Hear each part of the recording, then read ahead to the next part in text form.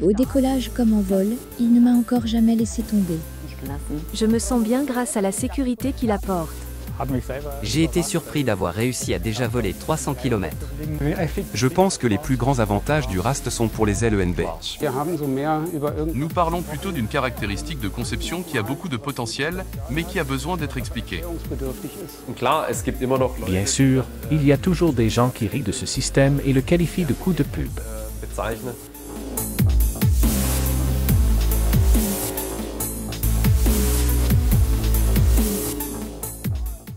Les parapentes sont des ailes souples. Ils se déforment dans les turbulences et peuvent être amenés à fermer.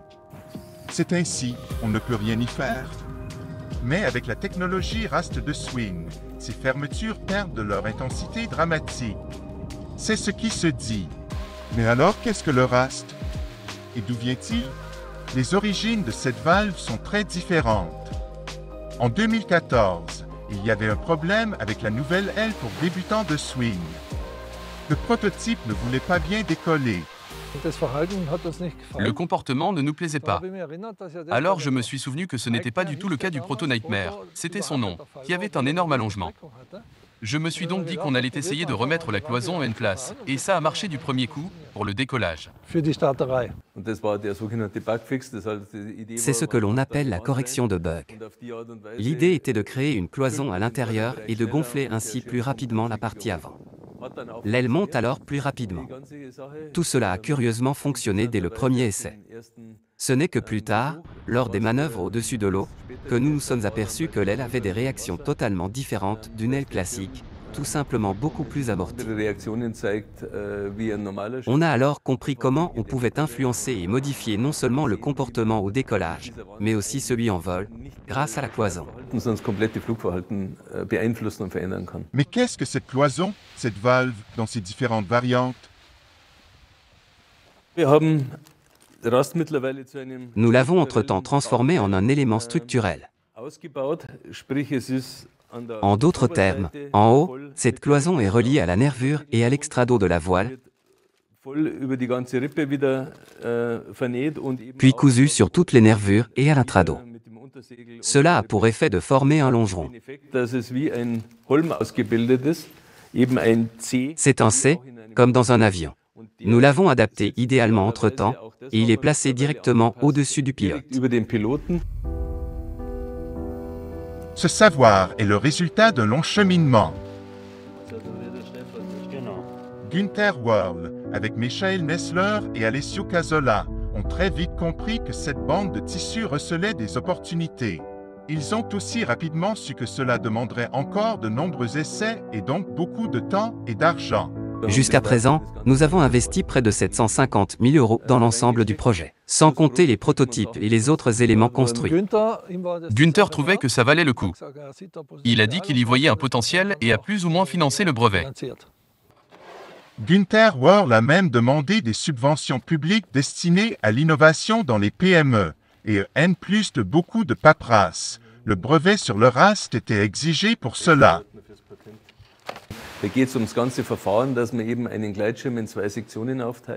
Il s'agit ici de tout le processus qui divise un parapente en 2 sections ou plus, créant ainsi différentes zones de pression, et qui, avec ces différentes conditions de pression, peut influencer la voile. On peut comparer cela à la cloison dans un réservoir de voiture pour contrôler la vitesse à laquelle les fluides, ou dans notre cas l'air, se déplacent d'une partie de l'aile à l'autre. Et ainsi, on peut influencer toutes les réactions de l'aile. Les fermetures sont moins violentes et entraînent moins de pertes d'altitude.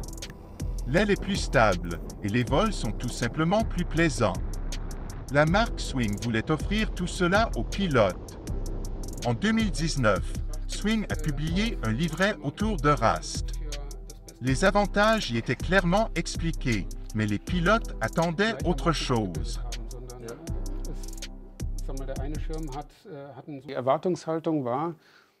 La communauté de pilotes s'attendait à ce qu'une aile classée en C puisse passer en rang B grâce à RAST. Malheureusement, cela n'était pas aussi simple. Le message n'a pas été bien compris par les pilotes, et en plus, une LC avec RAST est arrivée. mais a fait le bonheur de seulement un tiers des pilotes qui l'ont acheté. Le Agera a montré à Swing à quel point la production de Rast était complexe, et toutes les ailes qui n'ont pas donné satisfaction ont été retournées. C'était le prix à payer pour le développement du Rast. Le Agera était beaucoup trop stable avec le Rast et les bandes de traction au bord de fuite l'ont rendu si stable que la maniabilité n'y était tout simplement plus. Nous en avons tiré la leçon que l'aile avait été complètement surtendue et que nous avions augmenté la rigidité sous forme de V-tape, de bandes de décharge de traction, etc.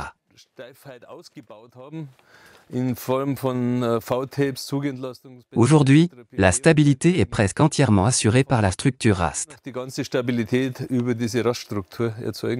Les designers Alessio Casola et Maurizio Bottegal de l'équipe de développement ne voulaient cependant pas abandonner. Ils ont convaincu Gunther World d'essayer une nouvelle fois de lancer une nouvelle END. Une chose était claire pour tout le monde, il n'y aurait pas de deuxième essai cette fois. Les développeurs ont donc pris les ciseaux. Avec Rast, la voile était trop stable. Je me souviens que nous avons coupé beaucoup de choses. Les gens nous regardaient avec des yeux énormes sur le terrain d'atterrissage parce que nous découpions toute la construction, toutes les cloisons diagonales. Nous avons passé tout un après-midi à couper, couper et recouper. Et à la fin, nous avions trop coupé. Alessio et Maurizio se sont rapprochés petit à petit de leur objectif. Début 2022, la Sfera a été lancée sur le marché représentant la deuxième tentative de Swing pour une aile de performance, armée des enseignements tirés de l'expérience de le Agera.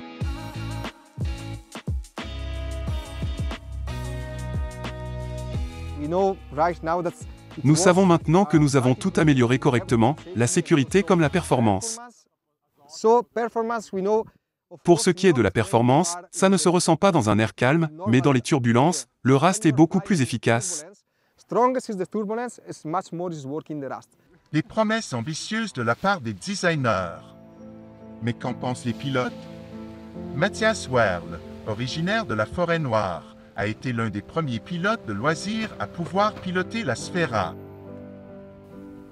In dem Schirm, in dem ich jetzt fliege, mit dem Sfera, ist das Konzept für mich. La Sfera, le concept est pour moi tellement abouti que c'est l'une des meilleures inventions pour une aile de ligne, simplement pour éliminer ce petit risque résiduel au cas où l'on aurait quand même un incident important, mais qu'on pourra alors facilement contrôler. Matthias Werl vole depuis 12 ans. En 2022, cet habitant de la Forêt-Noire a réalisé quelques triangles et des crosses de plus de 200 km avec sa Sfera. Il est ainsi devenu champion d'Allemagne de vol en plaine.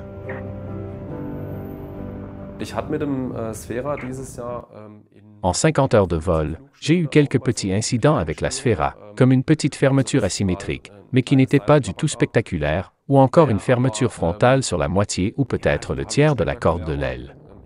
Ce n'était absolument pas spectaculaire. Pour moi, c'est un argument qui me fait dire que je peux voler en toute tranquillité en deux lignes, même en tant que père de famille.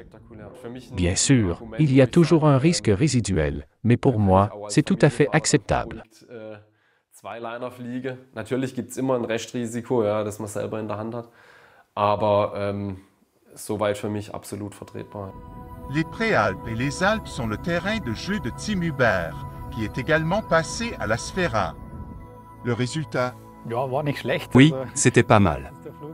Mon vol le plus long, un 300 km à partir de la Grante, m'a surpris.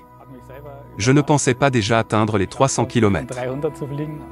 Tim Hubert est un passionné de vol de distance. Pour lui, la Sfera est la machine parfaite pour ce type de terrain.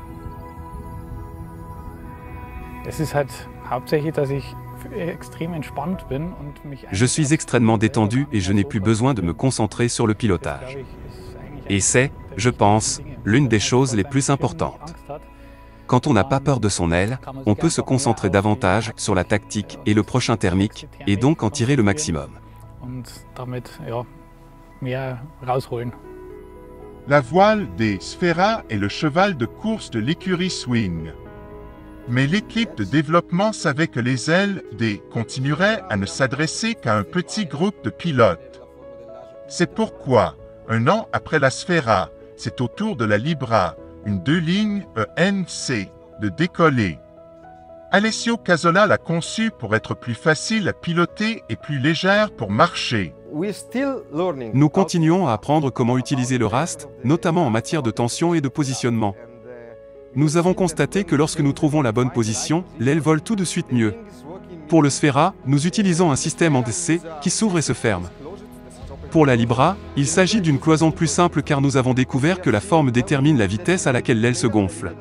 Et la Libra est une voile de montagne, le gonflage de l'aile doit être différent de celui de la Sfera, il doit être plus facile et plus rapide. Les ailes 2 lignes en C sont actuellement le sujet de discussion parmi les parapentistes, du moins au moment de la bière à l'atterrissage. Swing veut alimenter cette discussion avec la Libra.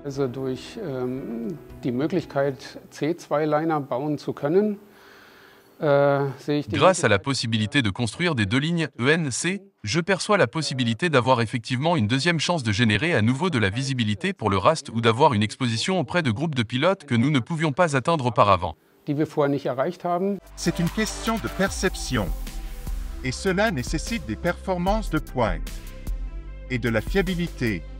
Dans la grande classe ENB, cette fiabilité des ailes RAST est connue depuis longtemps par les pilotes actifs. Le néerlandais Erwin Vogt teste régulièrement des parapentes. L'aile légère sera particulièrement mise au défi. Ce que je préfère faire pour produire une fermeture qui soit la plus naturelle possible, c'est de faire penduler l'aile pour qu'elle ferme toute seule. C'est plus réaliste que de tirer les suspentes. J'ai essayé de le faire avec le Sorac, mais je n'y suis pas parvenu. Il a également testé la ENB, haut de gamme New 2 RS pour un magazine international de parapente. Si tu compares avec d'autres voiles B, haut de gamme, certaines sont plus difficiles à piloter, elles se comportent vraiment de façon limite. Pour le grand groupe des pilotes sous DB, je pense qu'il est bon de savoir, et, ces voiles B haut de gamme, les NIOS, elles volent de manière plus sûre et plus détendue. Daniel Van Boetzelaer vole avec une Sorac, et celle-ci lui semble permettre un vol sûr et détendu, même lorsque la situation devient difficile. Cela me permet d'oser voler un peu plus longtemps, alors que je trouve les conditions déjà fortes, ce qui m'arrive vite en général. Cela signifie donc que je peux faire un vol un peu plus long et beau, dans des conditions qui pourraient être limites, mais je me sens en sécurité. Parfois, je me dis que pour un pilote expérimenté, le fait d'avoir ou non le RAST n'est peut-être pas une grande importance. Mais pour moi, cela me donne un plus grand sentiment de sécurité grâce à un vol plus stable. Oui, le RAST m'aide beaucoup. Juliana Page se sent mieux. Cette sensation de sécurité, Romy Prukcha, pilote de loisirs, la vit aussi avec sa NIOS RS.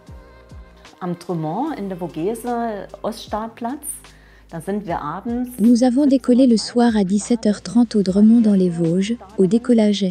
J'étais la première à décoller, et je suis montée et montée. Je suis allée me poser au bout d'une bonne demi-heure. J'étais super contente, parce que c'était un vol tranquille. Alors certains autres pilotes n'ont pas décollé, parce que le vent était assez exigeant sur le décollage. Oui, c'était pour moi très valorisant. Les ailes avec le RAST ne semblent pas être aussi mauvaises et inutiles que certains le disent. Néanmoins, les revendeurs et les écoles de parapente doivent faire preuve de patience. En fait, les gens sont difficiles à atteindre. Il faut vraiment qu'ils rencontrent des gens qui ont une aile RAST, qui ont une expérience, qui sont enthousiastes et qui disent « Et ça m'a vraiment aidé ». Au décollage et en vol, je remarque un changement. Et ces pilotes commencent à être de plus en plus nombreux à avoir découvert les avantages de cette technologie. Mais le préjugé selon lequel les ailes RAST de swing sont difficiles à utiliser pour les stages s'y persiste. Pourtant, le concepteur Alessio Casola est également moniteur de CIV. Lors des CIV, il s'agit de savoir comment tirer les élévateurs pour obtenir les mêmes fermetures qu'avec une aile sans RAST. Mais ce n'est pas difficile, ce qui compte, c'est la direction dans laquelle on tire et la vitesse à laquelle on tire. Les moniteurs de CIV savent bien que la direction dans laquelle on tire les élévateurs détermine les fermetures. Ce n'est donc pas un problème si vous avez un bon moniteur. Jusqu'à présent, le système RAST n'existe que sur les ailes Lelo et Swing. À une exception près. En SAR, Rico Prisnitz a la licence pour cet élément de design et l'intègre dans ses modèles réduits de parapente. Par conviction. Chaque fois qu'on travaille sur un fluide, comme l'air, en construction mécanique et en général, on travaille avec différentes chambres. Cela apporte de la sécurité et différents effets positifs. Mais la particularité de ces ailes est qu'il s'agit modèle réduit. Cependant, les enjeux et les expériences du constructeur sont les mêmes. Je n'ai pas besoin de me concentrer autant sur les fermetures en vol en conditions turbulentes. Surtout lorsque je tourne en thermique et que j'écoute le vario, je peux me concentrer sur le vol. L'aile vole de manière plus contrôlée. Le RAST fonctionne, même pour les modèles réduits.